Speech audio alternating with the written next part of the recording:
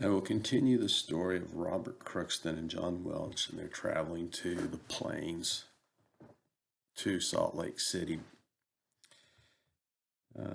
I make note that they were trying to get a year and a half supply of food before they traveled. In the words of Robert Crookston, he says, "Soon after this, we moved down to Savannah. John and I engaged in a house of William Manning 2 miles east of Savannah. There our two families lived in this house. We dug a well there on the place. The owner was so pleased that they would do anything they could for us. We fixed up the place better than it had been. We lived well for those times, and our cattle was well wintered. We consider our cattle and our wagon our temporal salvation. There was no Vane or Schuler wagons in those days. They were all homemade, and the timber was not very well seasoned. We moved from there the next spring to another place, rented a farm and a house for each family from a man named Rhodes. They were good neighbors and seemed to like us. It was what we would call a backwoods, but it was a pretty place. There was large quantities of wild fruits, crab apples, blackberries, and hazelnuts. There on July 27th, 1848, our first son was born. That day, my wife said, was the happiest day of her life, and I certainly was a proud and happy father. He was a fine baby, grew fast, and was unusually bright. We called him George after her little brother who had died in Nauvoo. We stayed there for 2 years and gathered around us the things which we needed. We also were treated well.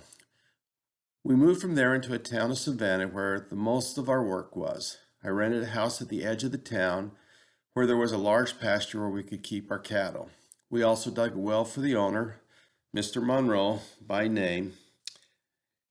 This paid for our house rent.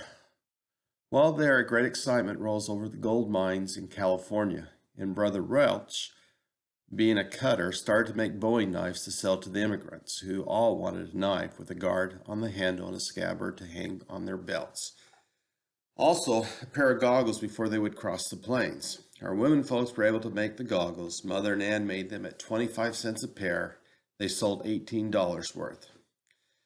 Many a man left there expected to make his everlasting fortune, but goodness only knows how many found their dreams realized.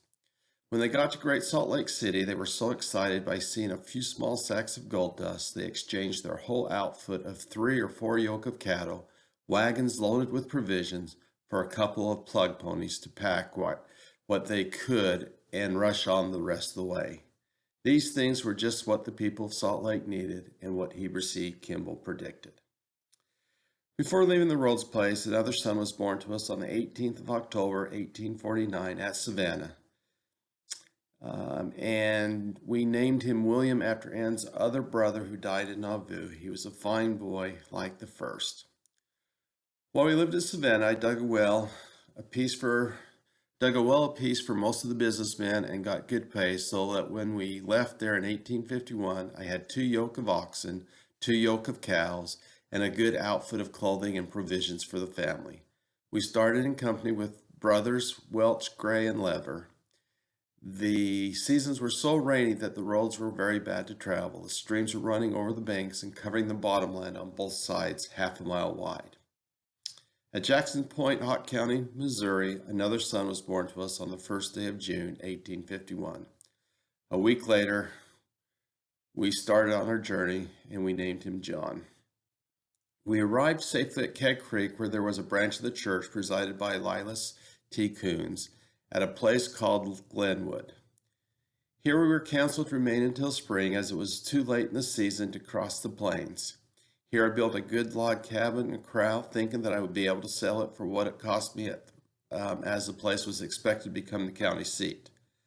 But I was disappointed and only got $20 for the house, lot, and corral. Brother John Welch and I rented a piece of land to raise corn to feed our cattle, that we might have them in good order for the spring. Here my mother was very ill and died. Before dying, she said one day that she felt like she did not care to go on, and that she had rather not go any further away from where Father was laid. So I buried them all down the course of our travels, my brother James, Father, and Mother. We missed our dear mother, and she and Ann were good companions. I took a team and went back to Missouri and to make another outfit and was glad that we had little Carrie to be some company for Ann and the children. There was a young man, James Curry, a blacksmith whose family I had been acquainted from my earliest recollections. I was the means of bringing the Curry family into the church. They came from Estret, Fifeshire, Scotland. They were at this time in Coonsville. James and John Welch worked together, and he stayed at Welch's, and Ann cooked his meals. He proved a very good friend